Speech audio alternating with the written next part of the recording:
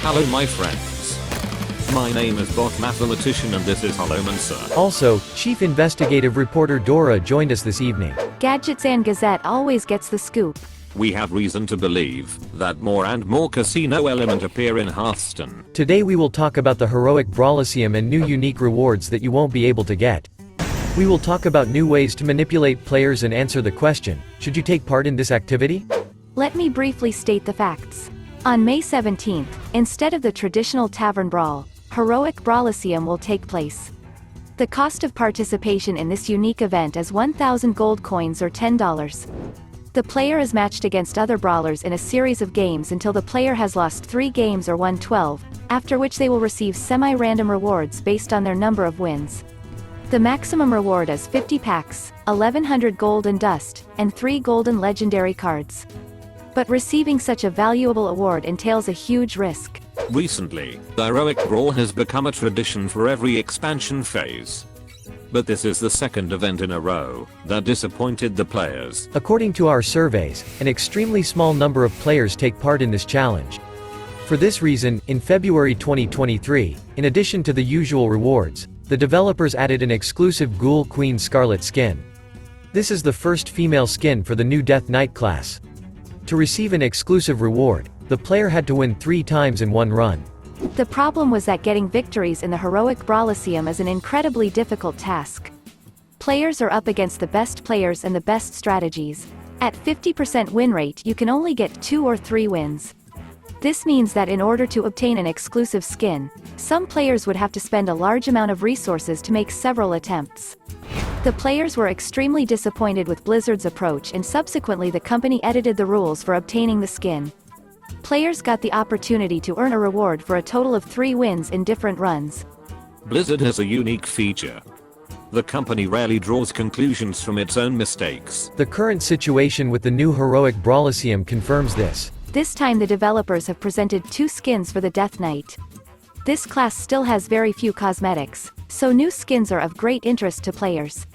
Frostmonger Sai Death Knight can be obtained for 3 wins across any number of runs. But to get Crimson Knight Sai you have to win 12 times in one run. In other words, you are offered to take part in a challenge in which it is almost impossible to get the main prize. According to statistics published on HearthstoneFandom.com, just over 0.5% of players are able to achieve 12 wins, while every second player fails to make even 3 wins in one run. Guys, most readers of the Gadgets and Gazette are free-to-play players and I dare say they don't care about getting exclusive skins and heroic brawl in general. Also, I do not understand the reasons for the dissatisfaction of the community.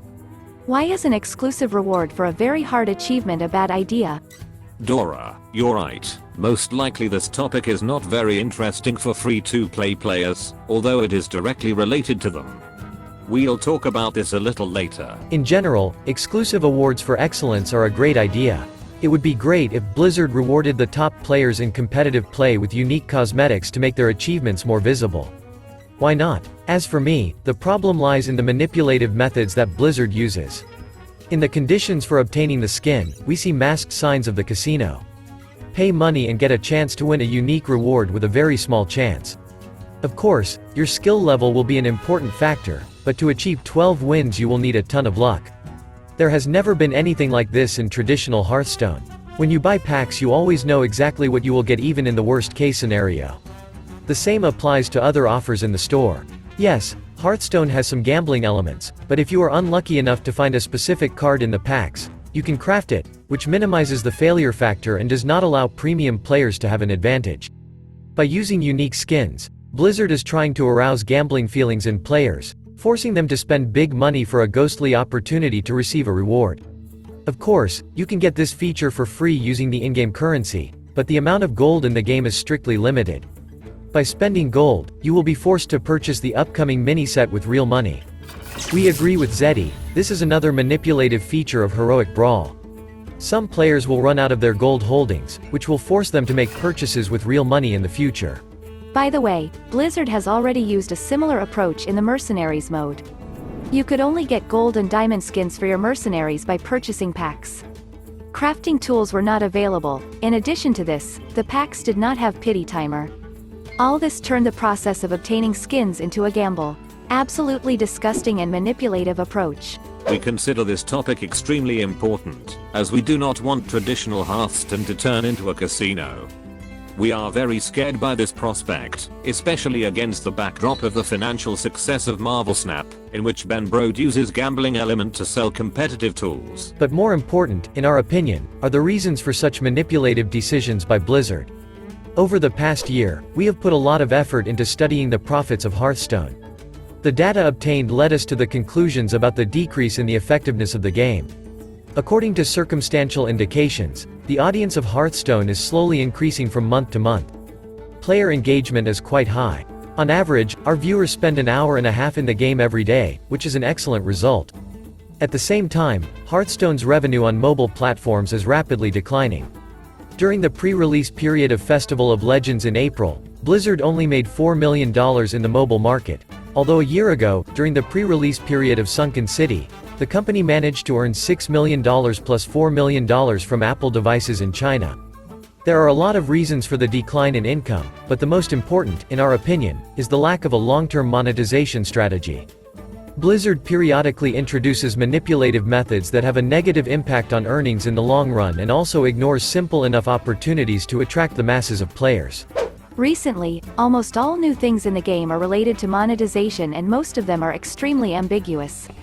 The mercenary mode was supposed to be an important source of income, but it turned out to be a huge failure. The studio fails to effectively monetize the Battlegrounds mode despite its million-strong audience and a ton of offers in the store. The new progression system for Battlegrounds is pointless. Since the release of a new season on May 9th, only about 10,000 players have purchased the Battle Pass on mobile platforms. Hearthstone couldn't even beat Marvel Snap's normal daily income. Mini-sets do not bring significant profit, since most players purchase them with gold. The introduction of signature cards did not force players to spend more money. The rapid increase in the number of cosmetics in the game has led to a loss of player interest in these offers. The implementation of 3D skins causes extremely mixed emotions. The unexpected additional card set for the Death Knight boosted revenue in December, but made the game more expensive for all players, which we believe also had a negative effect on April's bottom line. The only significant success of the Hearthstone team is the release of the paid version of Rewards Track. This offer is extremely popular among players and demonstrates good efficiency. The rest of the things don't work that well. If Blizzard continues to pursue such an ambiguous strategy, then in the future, instead of developing the game, we will receive new options to increase profits, which will increasingly resemble a casino. Hearthstone needs a complete overhaul of the monetization system as the current approach is both destructive and ineffective. Here is a small example. Instead of creating manipulative events, the developers could offer unique bonuses for collecting and keeping, even after rotation, a complete collection of expansion cards. The total amount of free resources is enough for free-to-play players to be able to fulfill these conditions, although this will not be easy. At the same time, premium players will get extra motivation to collect all the cards. Guys, is there any reason to buy a heroic Brawl Pass? Yes, Dora. If you are already in the legendary rank, and are in the top 1000 players and your win rate is around 70%, then you can try to participate. By the way, to get 12 wins, your win rate should be between 86% and 100%. For all other players, we do not recommend taking part in this activity. Despite the fact that the maximum reward is extremely attractive, the chance of receiving it is almost impossible. Dear friends, we can't wait to hear your opinion. Does the new heroic Brawl have signs of gambling? What do you think about the current ways of monetizing Hearthstone? Share your thoughts in the comments and also take part in polls on the community tab. Finally, we want to express our boundless gratitude to our sponsors. Dear friends, your support is invaluable. Many thanks to each of you. We also want to welcome new subscribers to our Mathematician Squad. Unfortunately, for technical reasons, we only see nicknames of public subscribers who did not hide the subscription section on their channel, but we are grateful to everyone for joining. Okay, that's all for today. Thank you for spending this time with us. We really hope that we will have the opportunity to get in touch in the next video. Take care of yourself. And never give up.